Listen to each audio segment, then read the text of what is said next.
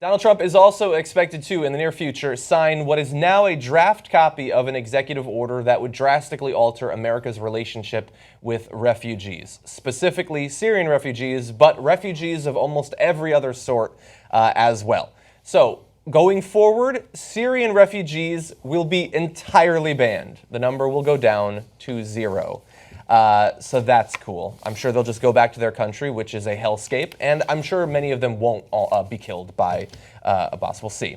Now, generally, refugee admissions would be halted for 120 days while a review of the screening procedures is completed.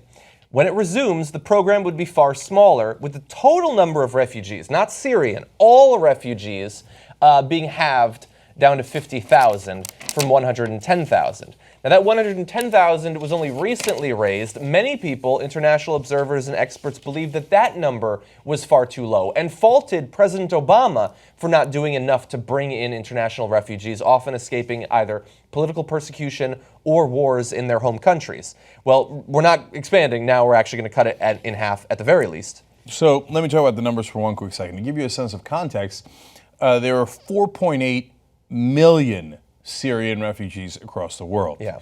So that war has been devastating. Hundreds of thousands of people killed, over 300,000 killed. Already, that's why 4.8 million people have run. So now the conservatives say in this country, well, ISIS is like the Nazis. It's the worst and gravest threat, etc.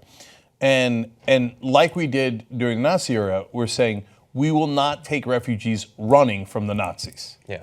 So I hope you're super proud of that. Now, when they criticize Obama, they're right. You know how many we took in under Obama's watch? Only 18,000 refugees. Out of the 4.8 million, only 18,000. Yeah. Germany took in, what was it, close to 1 million? Yeah. I don't know. It was in the hundreds and hundreds of thousands. Yeah, so I don't have those exact numbers in front of me, but Germany did an amazing job. And look at that turnaround in history, right? Yeah. Where now Germany says, if you're running from these horrific people committing inhuman crimes, we'll be there for you. Yeah. And so that is heartwarming. That's fantastic. Us, we're saying, talk to the hand. No. Even Obama. I mean, it takes, for us, is we have a giant vetting system. It takes 18 to 24 months. That's one of the reasons the number's as low as it was. That's right. Because by the time the refugees came and you vetted them 18 to 24 months, oops, Trump's in. And then he goes, okay, that's it. We're not taking any anymore. Oh, so can you imagine going through that process for 2 years? We are the people in the world that are saying that, leading the charge on how horrific ISIS is. And we're also leading the charge in saying, we will not help you at all if you're running from ISIS. Yeah. And by the way, this whole thing is based on a lie. This idea that, well, what if the terrorists sneak in through the refugees and wait 18 to 24 months? They don't have to do that at all. They could take a flight. All they got to do is get a tourist visa, right? Or they could sneak in through the Canadian border. There's a million different ways that they could come in. They're not going to wait for 18 months for you to vet them, especially if they're not going to pass the vetting process. Yeah. Okay? There's so many other easier ways for the terrorists to come in. The refugees come in because they actually want to live here. That's why they go through the vetting process. They want to do it legally. Remember how you always said, hey, you should do it legally. Don't come in undocumented. Well, they're trying to do it legally, and you're slapping them across the face. Exactly. Now, a couple other things have been cut off as well. For 30 days, we don't have a graphic for this, I apologize, all immigrant and non-immigrant entry from 6 countries has been banned: Iraq, Syria, Iran, Sudan, Libya, Somalia, and Yemen. So not people who are on any kind of list or anything like that. Those countries are now cut off for 30 days. And we unfortunately, it was a 6-page draft of the executive order that I went through. I have a feeling many of the people commenting online will not have read it. I read it. I didn't understand much of it, I'll admit that to you, but I did try. There are enough clauses and stipulations having to do with different ways of weeding out refugees that if this goes into effect, from my non-expert point of view, you can ban anyone you want from any country. But there's some general guidelines that make that even simpler. So I want to read 2 little sections from the draft that I read today. And I love the hypocrisy in these. So, in order to protect Americans, we must ensure that those admitted to this country do not bear hostile attitudes towards our country and its founding principles. which certainly sounds good in practice, but it's a vague enough, I mean, it's basically thought crimes. It's saying we can look at people and try to figure out if they fit in culturally with my interpretation of what people who've been dead for hundreds of years wanted. I would also argue that many of the people in the Trump administration have very hostile attitudes towards our country's founding principles, which is some nice hypocrisy there.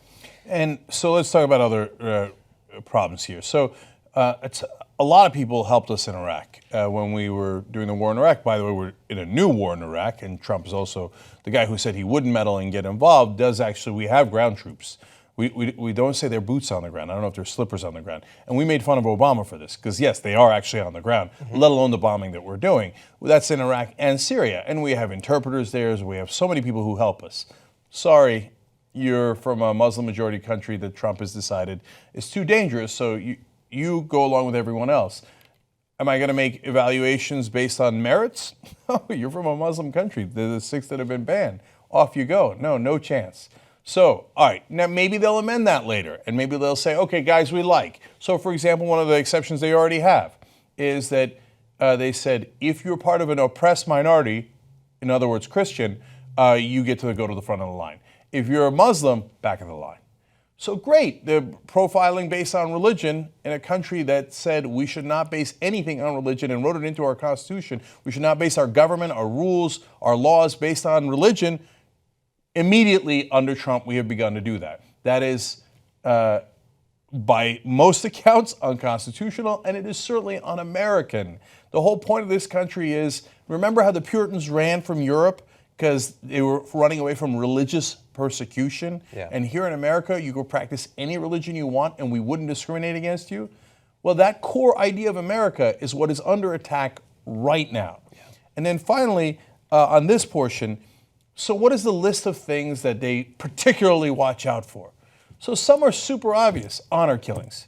Oh, really? You're involved in an honor killing. Who's going to let you in the country anyway? Of course, you're a murderer. Of course, we're not going to let you in the country. That's what the 18 to 24-month vetting process is for. Like, you check, honor killings. Yes, I have murdered several people.